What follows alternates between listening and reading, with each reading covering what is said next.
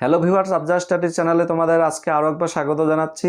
ইংরেজি উচ্চারণ ও রিডিংয়ের আজকের ক্লাসে অর্থাৎ পার্ট 15 এর ক্লাসে আমরা জানবো ডি এফ এই দুটি কনসোনেন্ট লেটারের পরে ভাওয়ালের শর্ট সাউন্ড যোগ করে কিভাবে ইংরেজি শব্দের উচ্চারণ বা রিডিং করা যায় সেটি দেখবে একদম সহজ সরল পদ্ধতিতে।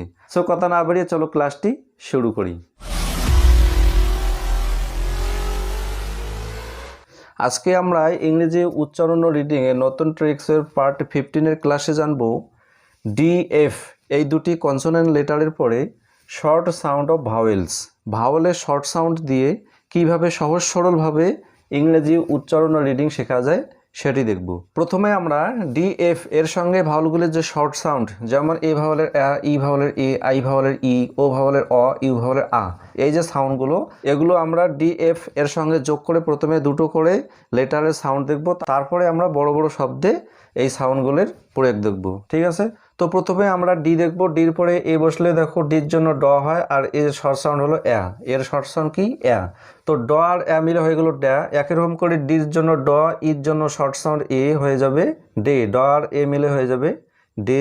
তারপর ডির জন্য ড, আইয়ের জন্য শর্ট সাউন্ড ই হয়ে যাবে ডি, ডির জন্য ড, ওর জন্য শর্ট সাউন্ড অ হয়ে যাবে ড আর মিলে শুধু ড, ডির জন্য ড, ইউ এর জন্য শর্ট সাউন্ড আ, তো ড আর মিলে হয়ে যাবে ডা। অর্থাৎ ডির পরে ভাওয়েলগুলির শর্ট সাউন্ড বসালে যথাক্রমে ড্যা, ডে, ডি, ড, ডা এই সাউন্ডগুলো আমরা পাবো।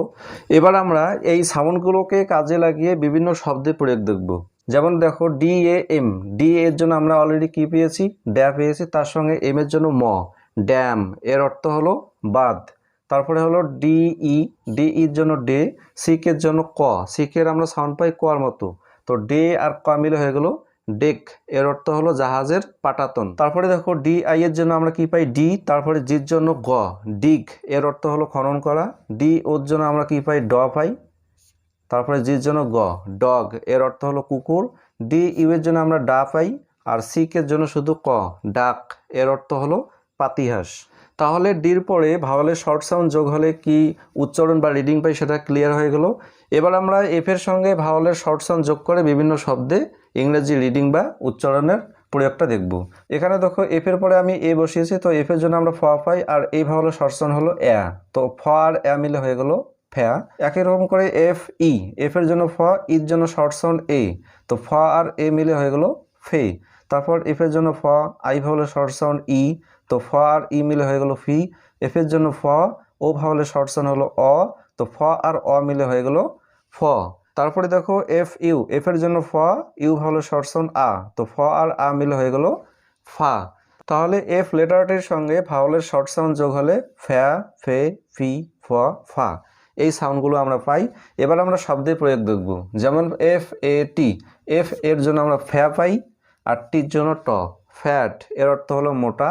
তারপরে দেখো এফ ই, ফে, এফ ইর জন্য আমরা ফে পাই, আর এন এর জন্য ন, এফ ই এন, ফেন, এর অর্থ হলো জলা বা বিল। তারপরে দেখো এফ আই এর জন্য আমরা ফি পাই, তারপর টির জন্য ট, ফিট, এর অর্থ হলো উপযুক্ত। এফ ওর জন্য আমরা ফ পাই, আর জির জন্য গ, ফগ, এর অর্থ হলো ঘন কুয়াশা। এফ ইউ এর জন্য ফা, আর এন এর জন্য ন, ফান, এর অর্থ হলো মজা বা কৌতুক। তাহলে এফ এর পরে ভাওয়ালের শর্ট সাউন্ড যোগ হয়ে কিভাবে ইংরেজি উচ্চারণ বা রিডিং হয় সেটিও ক্লিয়ার হয়ে গেল। এবার প্রশ্ন হলো এই ডি এফ এর পরে ভাওয়ালগুলি বসলে কোনো ইংরেজি শব্দে আমরা কেমন করে বুঝবো যে এখানে ভাওয়ালগুলি শর্ট সাউন্ড হবে। তো এক্ষেত্রে তোমরা মনে রাখবে যখন ভাওয়ালগুলি CVC, অর্থাৎ সি মানে কনসোনেন্ট, ভি মানে ভাওয়েল এবং সি মানে কনসোনেন্ট, এই ফরম্যাটে যখন ভাওয়েলগুলি থাকবে ডি এফ এর সঙ্গে, তখন কিন্তু ভাওয়েলগুলির আমরা শর্ট সাউন্ড পাবো। যেমন এখানে উদাহরণগুলি দেখো, ডি এ এম, ডি হলো কনসোনেন্ট, এম কনসোনেন্ট, মাঝখানে এ ভাওয়েল, অর্থাৎ CVC দুটি কনসোনেন্ট লেটারের মাঝখানে, ভি হলো ভাওয়েল, দুটি কনসোনেন্ট লেটারের মাঝখানে যখন ভাওয়েল থাকবে তখন কিন্তু আমরা ভাওয়েলের শর্ট সাউন্ড পাই। তো এখানে দেখো ডি হলো কনসোনেন্ট, এম কনসোনেন্ট, এ হলো ভাওয়েল, ড্যাম, এজন্য আমরা এই ভাওয়েলের সাউন্ড পাচ্ছি। একই রকম করে প্রত্যেকটি শব্দ এখানে দেখো, যেমন এখানে তো ডি কনসোনেন্ট, সিকের জন্য আমরা একটা সাউন্ড পাই ক, এই জন্য সিকের হলো এখানে কনসোনেন্ট সাউন্ড, তো সিকে একটা সাউন্ড আর ডি হলো একটা সাউন্ড, মাঝখানে হলো ই ভাওয়েল, এজন্য ইর সাউন্ড এখানে আমরা পাচ্ছি শর্ট সাউন্ড এর মতো, ডেক।